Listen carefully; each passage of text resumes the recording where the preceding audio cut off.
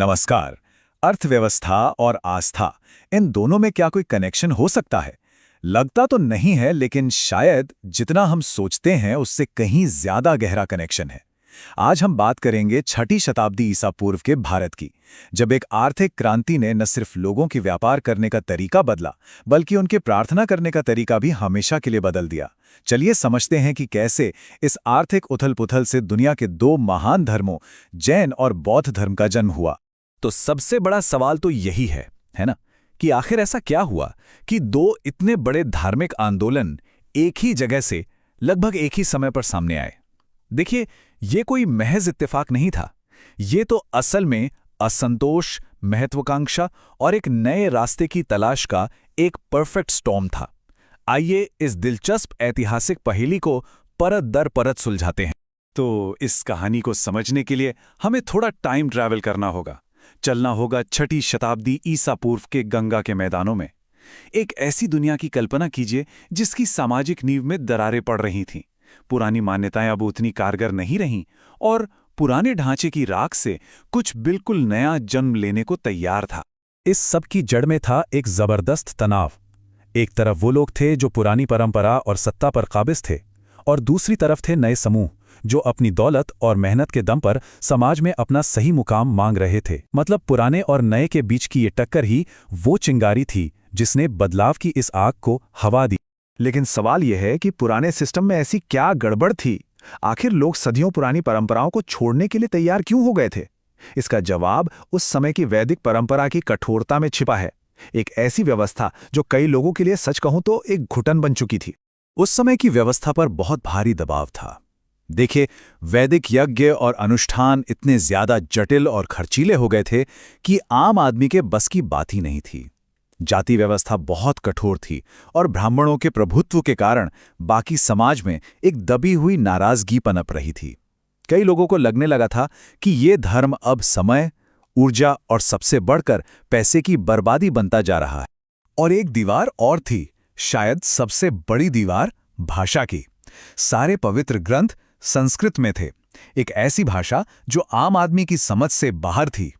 मतलब सोचिए, आस्था आपसे एक ऐसी भाषा में बात कर रही है जो आपको आती ही नहीं। बस यहीं पर जैन और बौद्ध धर्म ने एक क्रांतिकारी कदम उठाया। उन्होंने लोगों से उनकी अपनी भाषा यानी पाली और प्राकृत में बात की और अध्यात्म को सीधा आम जनता से जोड़ दिया। तो सामाजिक असंतोष तो बारूद की तरह था, लेकिन चिंगारी कहीं और से आई, और वो जगह थी अर्थव्यवस्था। एक ऐसी आर्थिक समृद्धि की लहर आ रही थी जो न सिर्फ बाजारों को बल्कि लोगों के सोचने के तरीके को भी बदलने वाली थी। इस पूरे बदलाव का इंजन क्या था? सिर्फ एक चीज, लोहा। जी हां, एक साधारण सी धातु ने सब कुछ बदल दिया। लोहे के औजारों और हल के इस्तेमाल ने खेती में क्रांति ला दी। धान की रोपाई जैसी नई तकनीकें आईं और देखते ही देखते खाने पीने की पैदावार आसमान छूने लगी। ये सिर्फ एक छोटा मोटा सुधार नहीं था, ये भारत के दिल में एक पूरी की पूरी नई और मजबूत अर्थव्यवस्था का जन्म था। और देखिए, जब अर्थव्यवस्था बढ़ती है तो पैसे का रूप भी तो बदलता है। अब चीजों के बदले चीजें लेने देने का पुराना सिस्टम काम नहीं कर रहा था।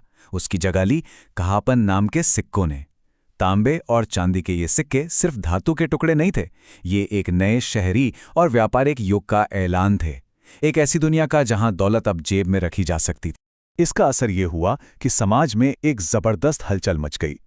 देश के अंदर और बाहर व्यापार फल फूल रहा था। बढ़ईगिरी, मिट्टी के बर्तन, कांच बनाने जैसे छोटे छोटे उद्योग तेजी से बढ़ रहे थे। व्यापारी समुद्री रास्ते से बर्मा और श्रीलंका तक पहुंच रहे थे, और शहर अब सिर्फ रहने की जगह नहीं बल्कि प्रोडक्शन के बड़े सेंटर बन रहे थे। दुनिया सचमुच में रफ्तार पकड़ रही थी। लेकिन इस आर्थिक क्रांति के हीरो कौन थे? ये सारी नई दौलत आखिर कौन कमा रहा था?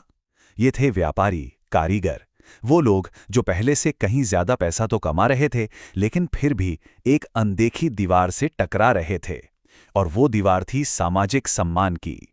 और यही उस दौर का सबसे बड़ा विरोधाभास था, सबसे बड़ा कॉन्ट्रडिक्शन। जो नया व्यापारी वर्ग था यानी वैश्य, उनके हाथ में आर्थिक शक्ति तो थी, लेकिन समाज की सीढ़ी पर वो अब भी तीसरे नंबर पर ही थे। उनके पास पैसा था लेकिन रुतबा नहीं था, और ये फासला एक गहरी हताशा पैदा कर रहा था। जैसा कि हमारा सोर्स बहुत साफ साफ कहता है, इस व्यापारी वर्ग के उदय ने स्थापित पदानुक्रम को एक जबरदस्त झटका दिया। ये कोई मामूली बात नहीं थी, ये एक सामाजिक भूकंप जैसा था। अब ये लोग एक ऐसी व्यवस्था को मानने के लिए तैयार नहीं थे जो जन्म को मेहनत और पैसे से ऊपर रखती हो। और अब सारी कड़ियां एक साथ जुड़ती हैं। एक टूटता हुआ सामाजिक ढांचा, एक तेजी से उभरती हुई अर्थव्यवस्था और अपनी पहचान की तलाश में एक नया अमीर वर्ग। इस परफेक्ट स्टॉर्म के बीच जैन और बौद्ध धर्म ने सिर्फ एक नया विचार नहीं दिया, बल्कि उन्होंने एक समाधान पेश किया, एक जवाब। तो पूरी कहानी अब शीशे की तरह साफ है। देखिए, पहले लोहे की क्रांति ने अर्थव्यवस्था को पूरी तरह बदल दिया। इससे व्यापारियों और कारीगरों का एक नया वर्ग पैदा हुआ जिनके पास पैसा था, लेकिन पुराने सामाजिक ढांचे ने उन्हें वो सम्मान देने से इनकार कर दिया जिसके वो हकदार थे, जिससे एक गहरा संघर्ष पैदा हुआ। और ठीक उसी संघर्ष के बीच से जैन और बौद्ध धर्म जैसे नए दर्शन उभरे, जिन्होंने एक ऐसा रास्ता दिखाया जहां इंसान की कीमत उसके जन्म से नहीं, कर्म से होती थी। और ये जो विकल्प था वो बिल्कुल साफ था। एक तरफ थी वैदिक परंपरा, जो जटिल थी, महंगी थी और सिर्फ कुछ खास लोगों तक ही सीमित थी। और दूसरी तरफ थे जैन और बौद्ध धर्म, जिनकी प्रथाएं सरल थीं, जो जाति व्यवस्था पर सवाल उठाते थे और सबसे जरूरी बात, वो आम लोगों की भाषा में बात करते थे। ये उस युग की सामाजिक और आर्थिक बेचैनी का एक सीधा और सटीक जवाब था। आखिर में ये 2500 साल पुरानी कहानी आज हमारे लिए एक बहुत ही जरूरी सवाल छोड़ जाती है। जैसे 6ठी शताब्दी ईसा पूर्व में आर्थिक ताकतों ने लोगों की आस्था को एक नई दिशा दी, वैसे ही आज के आर्थिक बदलाव हमारी अपनी मान्यताओं और विचारधाराओं को कैसे गढ़ रहे हैं। क्या हमारी सबसे गहरी आस्थाएं भी कहीं ना कहीं हमारे समय की अर्थव्यवस्था से जुड़ी हुई हैं? ये सोचने के लिए एक दिलचस्प ख्याल है। लगता है इतिहास की गूंज हमेशा हमारे आसपास ही रहती है। हमारे साथ जुड़ने के लिए बहुत बहुत धन्यवाद।